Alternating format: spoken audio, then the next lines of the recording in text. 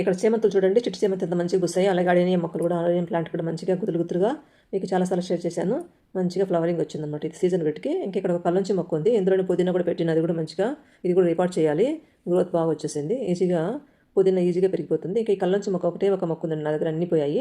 దాని లీవ్స్ తీసి నేను ఒక 10 days బ్యాక్ అనుకుంటా, లీవ్స్తో మనం వీటిని కల్లంచి మొక్కలను చాలా ఈజీగా ప్రాఫిట్ చేసుకోవచ్చు. ఒక మొక్క ఉంటే చాలా ఎన్ని మొక్కలైనా చేయొచ్చు. ఇంతకుముందు కూడా ఒకసారి మీకు వీడియో షేర్ చేశాను, నా ఛానల్లో ఉంది, ఎవరైనా కావాలంటే చూడండి. ఇదిగోండి, ఇలా లీవ్స్ అన్ని గిల్లేసి అదే పాట్లో పెట్టేసి వెళ్ళాను అనమాట. మనం వాటరింగ్ వేస్తూ ఉంటాం కదా, వాటికి అన్నిటికీ ఇలా రూట్స్ ఫామ్ అయిపోతాయి. ఒక 10 daysకి 1 week అంతా చూద్దాం ఈరోజు అని చెక్ చేస్తున్నా మంచిగా. అలాగే మీకు కూడా షేర్ చేద్దామనేసి ఇంకా ఇవన్నీ కూడా రూట్స్ ఫామ్ అయ్యి మంచిగా తయారయ్యి మనం వీటన్నిటిని సపరేట్గా వేరే వేరే పార్ట్స్లో పెట్టేసుకుంటే మళ్ళీ కొత్త మొక్కలుగా తయారవుతాయి హెల్తీగా వాటికి. అయితే ఇవి డైరెక్ట్ సన్లైట్ కనీసము 3-4 hours అయినా కూడా అవసరం అనమాట ఈ కలంచి మొక్కకి. ఇది యాక్చువల్గా ఎడారి మొక్క అనమాట. మంచిగా ఎండ తగిలితే మంచిగా బ్లూమింగ్ బాగుంటుంది, బాగా పెరుగుదల కూడా బాగుంటుంది. అలాగే కంటిన్యూ అవసరం లేదు, ఒక 4 hours అయినా మినిమం ఉండాలి అంటారు. దీనికి సాయిల్ మిక్సింగ్ వచ్చి కంపల్సరీ ఇసుక గడ్డ సాయిల్ ఇంకా కంపోస్ట్ 3 కలుపుకొని, ఏదో ఒక కంపోస్ట్, పశువుల ఎరువు కానీ లేకపోతే కిచెన్తో తయారు చేసిన కిచెన్ వేస్ట్ చేసినటువంటి కంపోస్ట్ కానీ వేసుకొని మనము వీటిని, నేను ఆల్రెడీ ఇక్కడ బ్లాక్ టబ్స్ చిన్నవి మనము చెండుమల్లె చెట్లు ఉండేవి అవన్నీ తీసేస్తాం కదా, అందులో మళ్ళీ కొంచెము సాయిల్ మిక్స్ చేసి పెట్టుకొని ఇందులో ఇవన్నీ పెట్టేస్తున్నా. ఒక 4 leaves ఉన్నాయి కదా నా దగ్గర, ఈ 4 leaves ఈ 4 పెడుతున్నాను అనమాట. చూద్దాం ఇవి ఎంత మాత్రమో పెద్ద మొక్కలు అయ్యి మనకి మంచిగా పెరుగుతాయేమో. నా దగ్గర ముందు ఉండేటువంటి మంచిగా ఫ్లవరింగ్ వచ్చేది, ఈ సమ్మర్లో బాగా పూస్తాయి అనమాట అవి.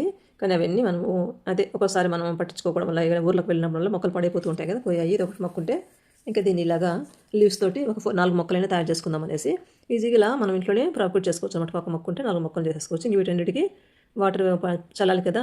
ఇక్కడ సీడ్స్ వేసిన వాటికి, గ్రో బ్యాగ్స్లో విత్తనాలు పెట్టాను కదా వాటికి, అలాగే ఈ లీవ్స్ పెట్టాను కదా కల్లంచి మొక్క లీవ్స్, వాటికి అంతా వాటరింగ్ ఇచ్చేసి అప్పుడప్పుడు వచ్చి చూసుకుంటూ వాటరింగ్ ఇలా డైరెక్ట్ బకెట్తో వేసే బదులు ఇది ఉంది కదా ఆ స్ప్రేయర్ లాగా, దాంతో చల్లుకుంటే సీడ్స్ అన్నీ పైకి రాకుండా మంచిగా అవి కాస్త డెలికేట్గా ఉంటాయి. మొలక వచ్చిన తర్వాత కూడా దీంతోనే పడితే మంచిదనమాట. చిన్న చిన్న మొక్క, అలాగే చుక్కకూర అలాంటివన్నీ చల్లుకున్నప్పుడు చిన్నగా ఉన్నప్పుడు మొక్క మనము ఇలా స్ప్రేయర్తో వేసుకుంటేనే మొక్క విరిగిపోకుండా స్టెమ్స్ చాలా డెలికేట్గా ఉంటాయి అన్నమాట.